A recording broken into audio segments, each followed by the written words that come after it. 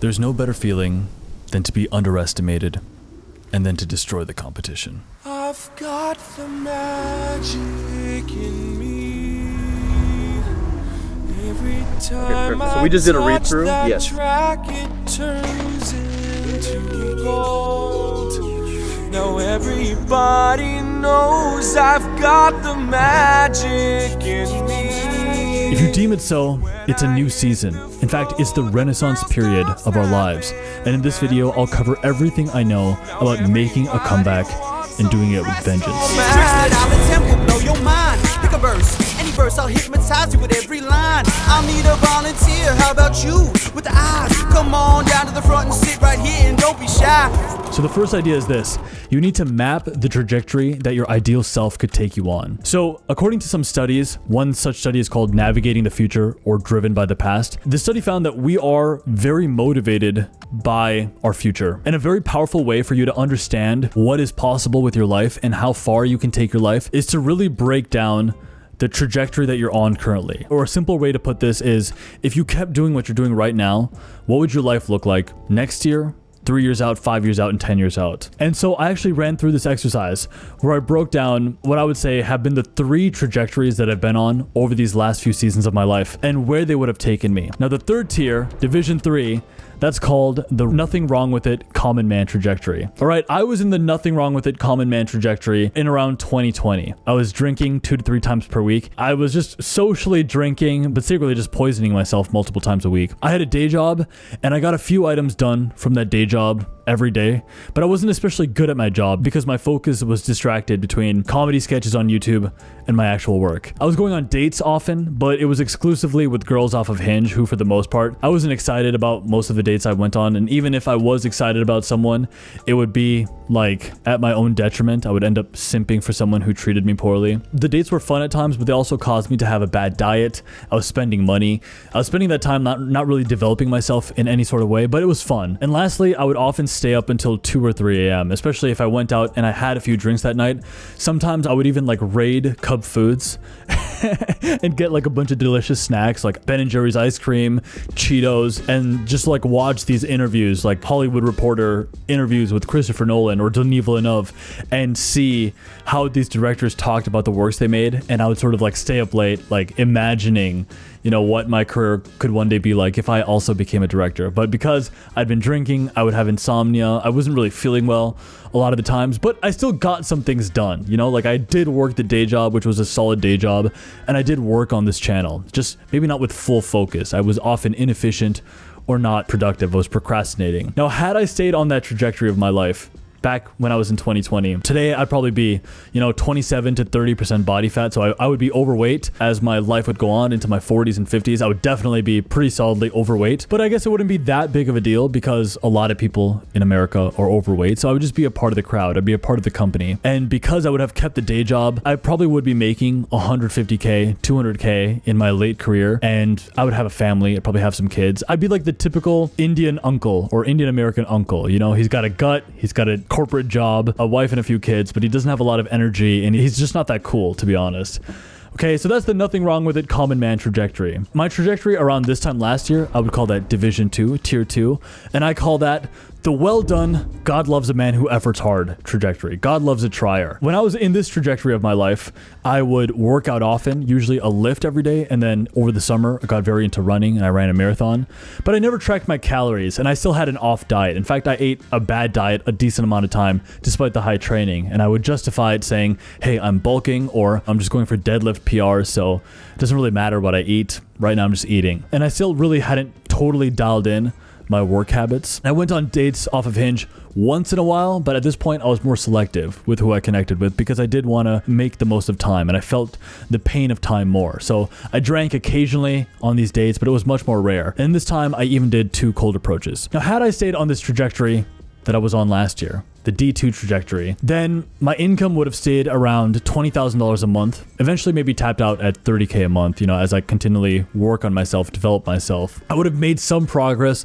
with strength lifts, with cardio, with my speed, but I'd never be lean. I would never look that aesthetic because my training and my diet, especially my life around my training, would just have continued to stay too imprecise. Later on in my 40s, this means I'd probably become like a millionaire by the time I'm 38, maybe 40 years old, which is cool, but accounting for inflation, being a millionaire by the time you're 40, 10 years out in the future, it'd be fine. I wouldn't necessarily feel very, very wealthy. I'd be relatively fit looking, definitely more fit than the average 40-year-old you would see here in Minnesota. Honestly, this trajectory would probably lead to a very decent lifestyle, a very above average lifestyle, but it's still only Division 2. You still have some issues. You're not everything you could be. Now, the last trajectory, or what I call Division 1, Tier 1, I call that holy fuck, this guy is a goddamn killer. On this path, training becomes like breathing. It doesn't take willpower to do. It's executed on a very high level, like an Olympic athlete. My performance, my workouts, it's all tracked, it's all logged. My calories are tracked in the minutia. I not only maximize my own time with a calendar that's fully blocked for the week ahead, but also manage a team of 5 and, work to become a very effective leader for my team. And then I continually work and pick up skills, but compared to last year where it was a little bit more scattered, it's much more directed, much more intentional. And also not dating around, but rather living a relatively monk-like disciplined schedule until I'm with the person that I'm actually really thinking I want to invest in. I would say in this last year, I've transitioned much more aggressively from Tier 2 to Tier 1. And I would invite you in this part of the video to ask yourself, which trajectory are you on? If you're watching this channel, you're probably not like a complete bum who does nothing with your life. At the very least, you're probably D3. You work a job, you're making some effort, some progress, but maybe you're not super focused, you're not super ambitious in your directives. Or maybe you're Tier 2, you actually work super hard all the time, you're continually developing yourself, but you're a little bit scattered, and sometimes your focus is just not as reliable as it needs to be. And then maybe a handful of you, you might be Tier 1. Where you literally are going guns a-blazing and you do everything you should do all day, every day. Your days are more or less just 10s. This exercise is actually worth going through because it makes you realize that you can infinitely change where your life will lead you depending on which path you put yourself on. D3, D2, D1. If I transition from D2 to D1, in my own life, it would have a huge multiplier effect. I'd probably have 2 to 3 million subscribers on YouTube a year from now if I was the D1 version of myself. Even though YouTube is not at all my main goal, it's just a part of my goals, I suppose. I'd be jacked and shredded really because I'd be continuing on a trajectory of just having every aspect of fitness very dialed in and very consistent. My income would be, I guess by most people's standards, very, very high, between $100,000 and $200,000 a month. Consistently. I'd eventually own multiple properties, and because of being at the Tier 1 version of myself, I also maybe would have made a handful of short films. I eventually would leverage those into getting a Hollywood agent. A lot of my original ambitions, original goals, I would actually bring to light simply by being the D1 version of myself. So to be fair, entering a trajectory where you are reliably the person you need to be requires you to recognize where you are at. And so this exercise is powerful in the sense that it allows you to see how much would change for you if you just adjusted your trajectory right now and really went for the things that mattered. I've found over and over the person who has unbelievable intention and unbelievable focus on the things that matter to them, the compounding effect of their results is really dramatic. In Atomic Habits, James Clear points out that if you were on a plane and you missed the degree of your plane transit by just 1 degree, it would be the difference between landing in California or Tijuana, Mexico by comparison. Just because when you change your performance, when you change the path you put yourself on, you aggressively change the timeline the more time goes on. So principle 1B, recognize what is there for the taking. The reason for this drawn out exercise is to help you realize just how much there is for the taking if you're not D1. Because it's not about the victories you can have today or even this year or even in the next 2 years. A commitment to the right trajectory could have you achieve some really remarkable things. And it's because you're pulling on the most important lever there is. Time. If you have enough time, you can do some ridiculous things. And if you have a hard time believing me, consider this. Human beings have had strong prefrontal cortexes and intellectual capacity for several hundred years, maybe thousands of years. And because of that, we have been able to accomplish things that 10 years prior to their invention would have just seemed like blasphemy or magic or something completely impossible. electricity, computers, locomotive trains. We even have like mastered human flight and space travel after a certain degree of time, just because we applied intellect and effort over decades and centuries. The latest book that I finished was Stephen Kotler's book. It's called The Art of Impossible, and it was a great book all around. There's a ton of deep insights I got from it on basically unlocking flow state. But the one singular line that hit me the most in that whole book is this: very little is impossible with 10 years of practice. Very little is impossible. No matter what foolhardy great ambition you have, very little is impossible with 10 years practice. In the minutia, you just see it building day by day. My editor, Thomas, he loves filmmaking and his own style of surrealist filmmaking. I guess that's what I would label it, Thomas. Surrealist, or just very experimental storytelling, and like a weird combination between humor and, I don't know, avant-garde style. I see him progressing in his career with these film premieres that he's doing with the short, and all these skills he's picked up in our time working together when it comes to composition, lighting, and of course his editing flair. It progresses with time, no matter how slowly, and then eventually these things ramp up. I'm 30 years old right now, and I started my ambitions of working in Hollywood 8 years ago when I was 22 years old. Back then, I got no traction, no movement. And in 8 years, though I haven't always been on the path, I've slowly been progressing. And so, though I am as far as I ever have been from the aspiration of making feature films or working on feature films, I'm getting dramatically closer just because I can see the inches moving, and I know eventually that snowball effect is going to kick in. So the next principle then is to map out your next 5 moves. Imagine you create the conditions of your trajectory, your ideal D1 trajectory. But to know what to do, to know what your ideal trajectory looks like, you also need to know what you're working on to some capacity. Patrick Bet-David, who's an entrepreneur and a YouTuber that I actually admire, I actually made a parody of him back in the day called Watch His Valuetainment once. But he has a book called Your Next 5 Moves. And I think it's actually a valuable exercise to do to map out what your next 5 moves would be in life. At the time of this recording, these moves for me are 1, putting on 5 to 7 pounds of muscle in this next 4 or 5 month period of time. I actually call that my next strategic move because it's the single most important thing I'm working on, just because it's possible. And I think a great physique is a valuable thing to build, especially if you're younger. The second one is to read 20 books. If you want to see my reading list, you can find it in the description box of this video. I'm reading 20 books over the next 20 weeks just because my long-term ambitions have a lot to do with becoming a better writer and just knowing about the world more deeply. So it's actually a very high priority action item for me to keep learning and keep synthesizing between different ideas. The third move that I'm doing is actually getting my private pilot's license and my skydiving A license. So being able to do solo skydiving jumps and to be able to fly a plane solo, a small Cessna airplane by myself, even doing small trips by myself. Number 4, my fourth move, is mastering social skills.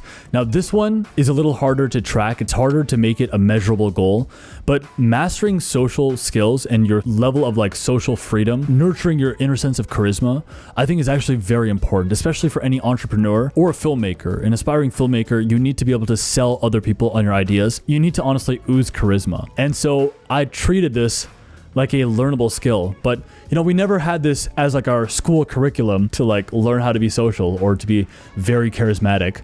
So I put myself on my own curriculum plan. Some of the books I'm reading in this next stretch of time have a lot to do with social charisma. And I broke this down with my second shooter. I'm getting 80 social points. That's how I'm logging my success with this move. If I talk to a stranger, that's 1 point. If I have a deeper, meaningful interaction, maybe I get a coffee with someone and it leads to some like productive networking thing together, like that's 3 points. So I created this own like log for myself, social activities, working on projects together, cold approaches, whatever it might be. But I consider all of this just building up my social charisma, and that's a level of social boldness so that wherever I'm at in life, I can constantly access and connect with people who can make my life and my progression towards my goals more exciting, more meaningful, and more possible. And the last one, perhaps the most daunting and ambitious of this whole group of things, is actually completing my short film. It's River Rats.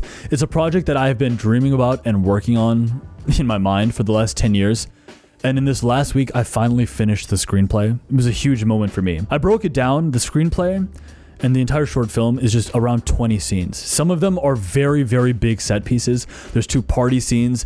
There's gonna be like a gun shootout and like this action scene. It's going to require a trip to Ireland, like a trip to Dublin and to London. A lot of it will need to be filmed in London alongside Dublin. I'm giving myself the lead role, so I have to learn how to do an Irish accent really well. I'm incredibly excited and very afraid, but it's, what can I say? It's very major, and it's a part of my next 5 moves that I'm trying to take on in this next season of my life. And an important point on this principle is that you should pick objectives that you have a track record for completing to some degree. For most of these, I feel like an 8 or 9 out of 10 level confidence that I can achieve it. 5 to 7 pounds of muscle, that's like a done deal, you know? I have my training and diet completely locked down at this point. The short film is the most ambitious of the bunch, but reading 20 books, that 100% is gonna happen. The social skills I'm a little bit nervous about just because I do have some social anxiety. But for the most part, you go into your ambitions, you go into your 5 moves with a pretty solid degree of confidence. Principle 4 then, program your best self. Once you know what your objectives are, what your targets are, you have this resolution of wanting to be either the D2 or D1 version of yourself. You actually have to know what that looks like. So you have to basically program yourself into anything you want to be. You have to basically define what the ideal trajectory looks like. So I actually made a list of my ideal trajectory and whatever, fuck it, dude. I'm just going to read it to you. So in order for me to complete these ambitions and be the person I want to be, here's what I want to do. 1, I get a sleep score of 85 every single night. I'm someone who really prioritizes my sleep. I practice complete and utter sexual discipline. I write for 2 hours per day. I read, write, or rehearse my scripts, my dialogue for 2 hours per day. This can also include pre-production work. I plan each day in advance perfectly. My calendar is always completely full and intelligently packed. I spend 1 hour outside shirtless in the sun daily. The reason for this is twofold. 1, when I'm shirtless, especially shirtless in public, it like motivates me to stay on top of my training and my diet.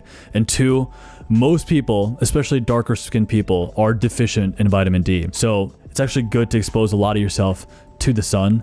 It like really boosts your testosterone, and as a result you sleep better at night, your performance is better. Like sunlight is like OP and everyone should prioritize it. 1 hour of meditation every day. I do 2 meditation sessions daily, every day without fail. Fearless. I'm utterly confident and utterly fearless. I'm completely socially free, have an abundant inner life, and view the world as mine to manipulate to my perfect liking. Decisive. I make firm decisions and do not change my mind about them. If a plan makes sense, I act on it. Once a decision is locked down, I do not change my mind. Instead, I proceed with utter confidence. Always taking the next action. I'm always making one decision at a time, working on one task at a time. I move forward, taking action on what my calendar says with complete focus and optimism. I trust the next action perfectly. My days, week, and even month are perfectly mapped out. I know the broad strokes of what I will do. Incredible leadership. I demonstrate decisiveness, fearlessness, optimism, faith, and benevolence to everyone on my team. I am an incredible communicator. I'm bursting with energy and vitality. My incredible optimism bleeds onto everyone. Romance. I operate from such an internally rich, high vibration state that my reality is imbued with a sort of romance. I compel everyone on my team to eat well, live well, sleep well, and meditate often, so that they may see the world from my fine state. Good fortune and strength buzz around us like bees drawn to a sweet nectar. I do all that can be done each day. And lastly, discipline. I do not question the plan, I simply execute it. If it is to be done and completed by an allotted time, it shall be. If a person is to be spoken to, they shall be. If a weight is to be lifted, it shall be. My feelings about a thing carry no importance. I do not speak unnecessarily. I am always doing, but I only do what needs to be done. I only speak when I need to speak. I put my entire being into my life's work while being true to those I love. Okay, so that's my list. Yeah, I look at that every day and I sort of read from that. And this is sort of like almost like a fail-proof way of having that comeback actually happen. The comeback, the come up, it's entirely there for the taking when you apply time to the right trajectory. It's very simple. It makes complete sense though that it would work. The last quick idea I want to share with you is that you should invoke the distortion vortex. So the distortion vortex or the distortion field comes from Steve Jobs, who sort of imbued his surroundings and his environment as if from a state of delusion, honestly. Like he could perfectly complete what he set his mind to. Even other people, like I once read the biography of Walt Disney, they often would forcibly delude themselves. They would distort reality to make it as they willed. Walt Disney, for a time, he was losing a ton of money. Like, his original company, I think it was called like Laugh-O-Track or something like that. It wasn't profitable. They would be sketching these cartoons, they'd be working late into the night, and the company was losing money. And so Walt Disney put up a sign and he made a rule in the company that we must be cheerful and we must be optimistic. Like, if you are not cheerful and if you do not believe in this company, you can't work here. Even if we're losing money, like, that's not how things are going to stay. We will get past this and we will be successful. IBM, when the founder of that company was starting out, he basically described to himself what the ideal company would look like. Like, if he had $1 billion company, a very, very successful company, what would that company act like? What would the environment, the culture of that company be? And then he resolved to just start living that company's values that very single day. And so if you can bring the right ideal future self based on your 5 moves, your next strategic move, and just decide who you're going to be and convince yourself to do it. The key to all of this is to have it on your calendar. If you can execute on your calendar, and if your calendar has your trajectory mapped out, then it's really impossible to lose. You will win. It's just like the law of cause and effect. The universe is kind of unfair in the sense that we all start out in different places, but it is fair in the sense that we all, for the most part, are given time. And people who work with time in their favor, they always win. It's just like cause and effect. So if you're new to the channel, my name is Nikhil. This channel features 1 weekly video essay for creatives looking to achieve their goals. If that's something that appeals to you, consider subscribing.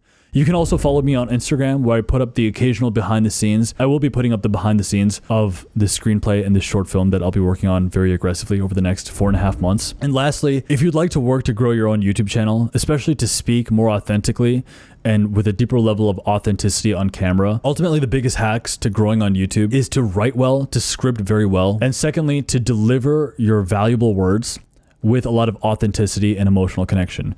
If you could do that, if you can speak efficiently, write well, and then on top of that, some other smaller things like having a thumbnail that really maps up with your title and just executing on the fundamental basics of YouTube success, like very diligently, like it's very possible to become a successful YouTuber. Alongside that, my business partner has helped a lot of people in the program grow to $5,000 a month or even $10,000 a month in income off the platform because he's helped coach them on like monetization, like the digital product side of things, and not rely so heavily on sponsorships to make progress with their channels. So if that's something that you find interesting that you might want to look into, there's an application form in the description box that you can check out.